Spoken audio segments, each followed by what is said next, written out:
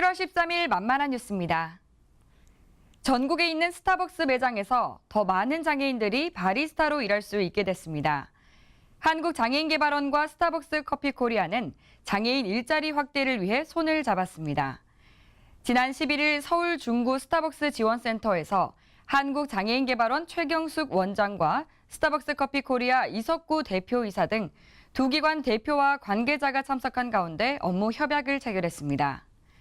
한국장애인개발원의 퍼스트잡 현장훈련 사업을 통해 스타벅스 전국 매장에 매년 장애인 100여 명을 배치하고 매장에서 직무 훈련을 받은 뒤 취업으로 연계되도록 지원할 예정입니다. 참여자들은 하루 4시간씩 주 3회, 3개월에서 최장 6개월 내로 훈련을 받게 됩니다.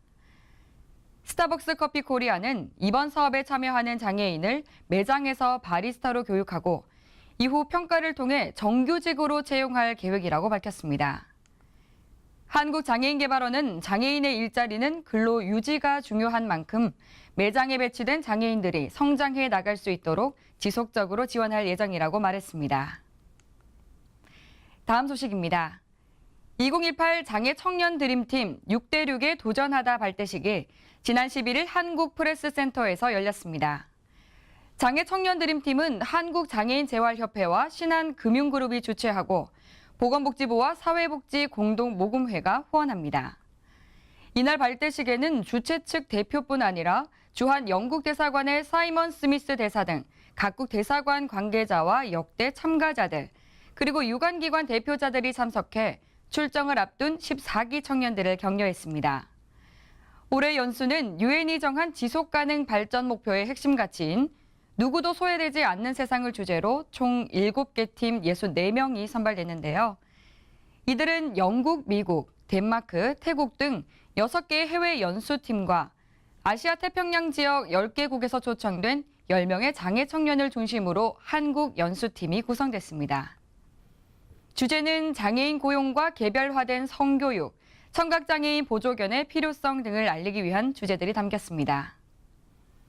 또 최근 한국 사회에서 관심이 모이고 있는 난민 문제와 관련해 태국과 미얀마 접경에 있는 메소 지역 방문을 통해 장애인과 난민들을 위한 봉사활동과 토론회 등을 가질 예정입니다.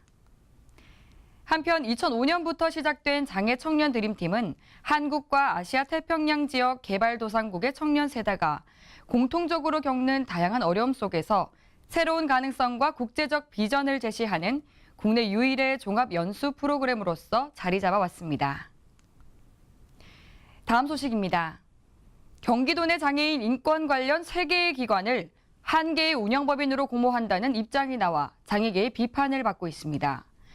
이와 관련해 경기장애인 차별철폐연대는 지난 11일 경기도청 앞에서 기자회견을 열고 장애인 인권기관은 권력의 하청업체가 아니다라며 경기도청은 장애인 권리 옹호기관을 독립된 공모를 통해 위탁하라고 주장했습니다. 경기장애인 차별철폐연대에 따르면 현재 경기도 내에는 장애인 인권과 관련한 3개의 기관이 운영되고 있는데요. 각 조례와 장애인 복지법에 따라 설치된 남부인권센터와 북부인권센터 2개 기관과 경기도 장애인 권익옹호기관이 운영되고 있습니다.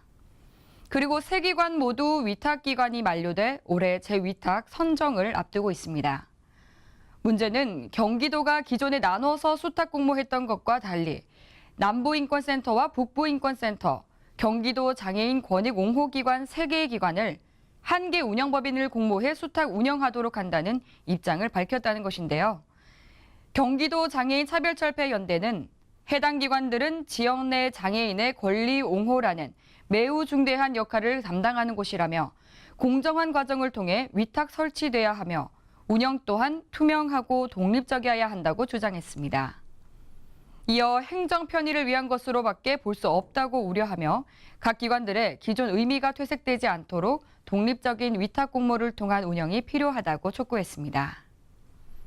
이 밖에 자세한 소식은 새롭게 단장된 웰페어 뉴스 홈페이지와 장애인 신문, 복지TV 뉴스를 통해 확인하실 수 있습니다.